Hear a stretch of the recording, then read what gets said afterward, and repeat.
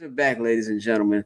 The rumors of their demise have been greatly exaggerated. As the guys are back, Steph Curry, Klay Thompson, Draymond Green, and they've got a new member in the fold, Mr. Jordan Poole.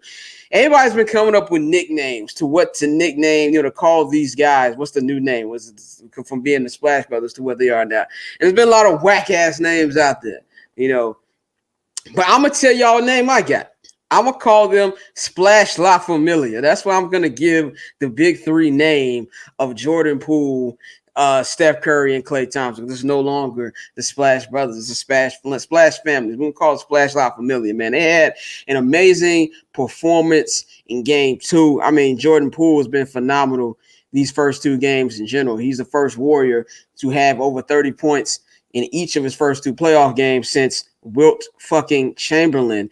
Now, it depends on what fits you on the Wilt Chamberlain debate. I think Wilt Chamberlain is one of the biggest liars of all time, in and off the court, on and off the court. But that's a whole different debate for another day.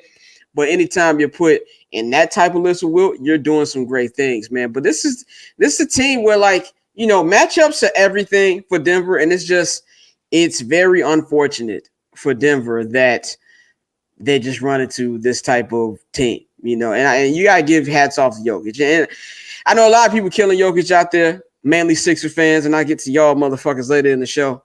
But he's really out there by his fucking self, dog. I mean, the fact he was able to have 48 wins with the talent he had, with the injuries to Jamal Murray and to Michael Porter Jr., for him to even get 48 wins and avoid the play-in, I think he's my MVP. That's why I'll give the MVP to. That, to me, alone is impressive as it is.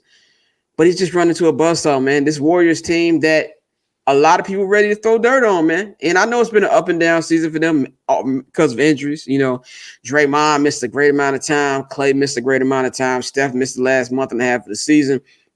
And they were still able to get the 3 seed. There's no doubt that if this team was healthy all year, they'd have probably been the 1 seed or the 2 seed. With it as deep as they are, they're easily a 60-win team. And now they're out there this is kind of like a warm-up round for them as they get ready for probably going to be the Memphis Grizzlies. No disrespect to Minnesota, but we all know eventually what's going to happen in that series.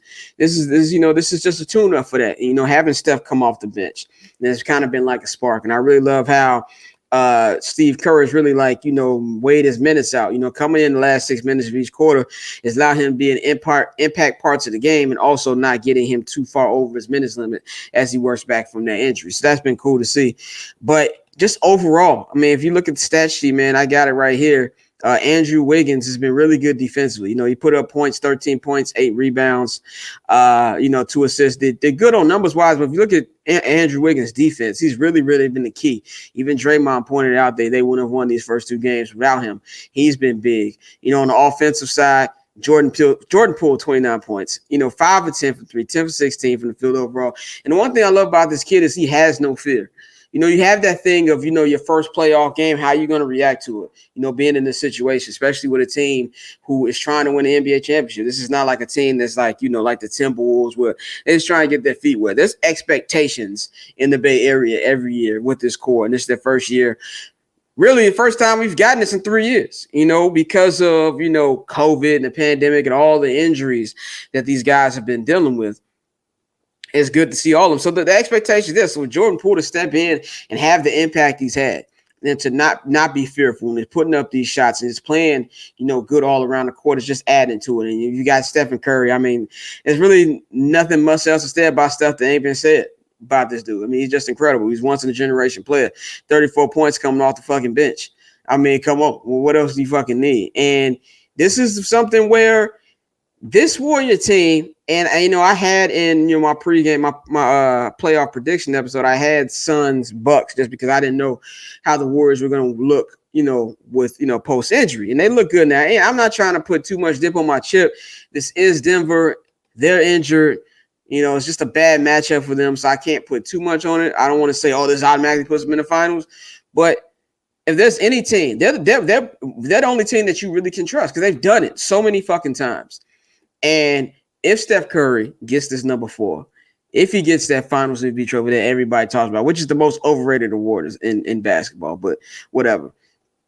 You might have a little conversation we have to stay. But on this area, on this particular subject, on this particular series, I love what I'm seeing. They're just clicking it all cylinder. Now they go to Denver. And I don't know how much is going to change. I think Jokic have a bigger game, even though Draymond Green has been doing a tremendous job guarding Joker. I mean, he's had Joker in hell. He's had Joker, kind of coming out of his, not doing stuff he doesn't normally do. I mean, he got ejected. He's been arguing with the refs more. He's just really, really upset. And that tells you just how good of a defender Draymond Green is. And it's been a while since we've seen what those avalanche Warriors runs. Like the first half was pretty much back and forth. I mean, it was a point even there where Denver had a double-digit lead, and then just Steph and Jordan Poole, and everybody just went on fire. And it was just one of them old school patented Warriors runs that just demoralizes you to the point where you had Nuggets arguing, fighting with themselves. We saw that back and forth between Will Barton and Boogie Cousins that went on really for the rest of the second half. When you get players arguing with each other on their own team, you know they're getting in the head, man. So the Warriors are doing their thing.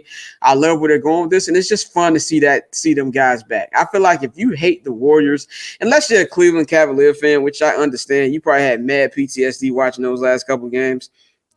I don't understand how you hate this form of basketball. It's fun. And, I've never seen that big of an entertaining blowout in my life. And it's just really entertaining to see. And it's glad to have the Warriors back. So shout out to Splash La Familia. When y'all use that nickname, and I know I'm going to see it, make sure you give your boys credit, man.